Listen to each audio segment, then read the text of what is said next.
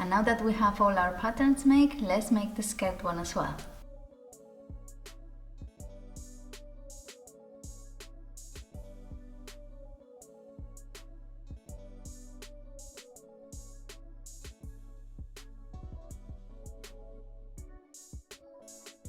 The skirt pattern is much less scarier than the rest of them because we only need 4 measurements.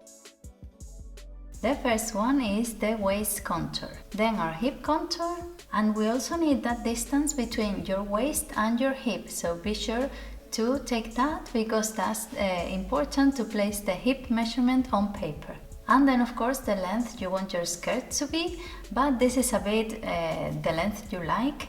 I will take my knee length and then from that you can transform patterns. The waist and hip measurements have to be divided by 2, but I've seen people that do it divided by 4 because it's easier to put away. We're going to start with a vertical line, which is our length, and from the top, which is our waist, to the bottom of the skirt, we're going to trace those 2 perpendicular lines that are the waistline and the hip measurement. My waist measurement is 70 centimeters and I have to divide it by 2, which is 35, and my hip measurement is 94, which divided by 2 is 47. And I'm going to place the 47 at 22 centimeters below the waist measurement, which is where my hip are. And the bottom of the skirt will be where the 60 centimeters, the knee I measured, that's where I'm going to place it.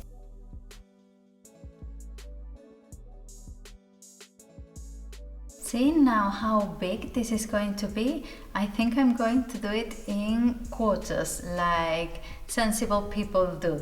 So instead of the 35 centimeters for my waist, I'm going to add half of it, which is 17.5. And then instead of the 47 centimeters for the hip, I'm going to add the 23.5, and the 60 length is going to be the center of my pattern. Imagine it's your belly button, from your belly button down.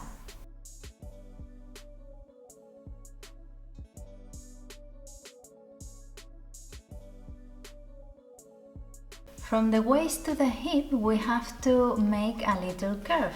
But if you don't have one of these, if you have one of these, it's perfect because you get the shape. But if not, trace a diagonal.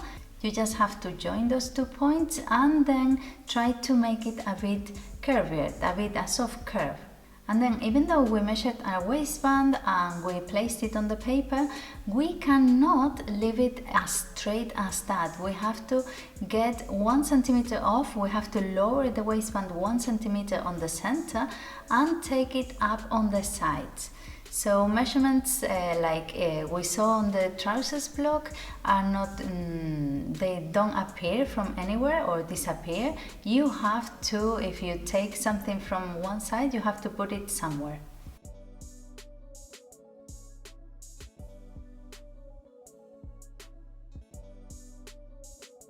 And one little thing for me is darts. I don't like to add darts to pattern blocks. When I did the trousers one, I didn't add it, even though it's marked here on the grain of the trousers, because I think that depending on the project and the type of fabric you have, you're going to add or not, or the dart is going to be bigger or not. So for example, on this one, I didn't add any darts because I cut the block, the pattern as it was.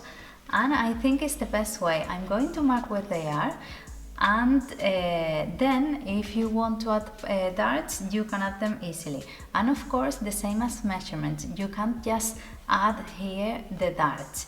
If you add darts, you have to have more fabric, so that way you can then cut it off. And to mark where the darts will go, I'm going to mark half each side and then 10 centimeters down. So they look like they have darts already sewn, like the finished product.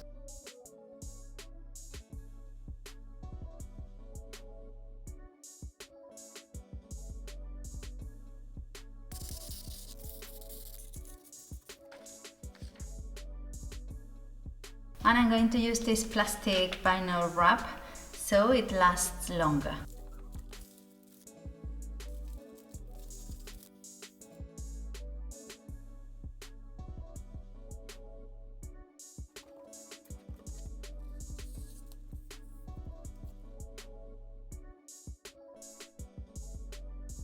So this is the final result. Maybe it's a bit controversial because I'm not making a back one. I'm using the same one for front and back.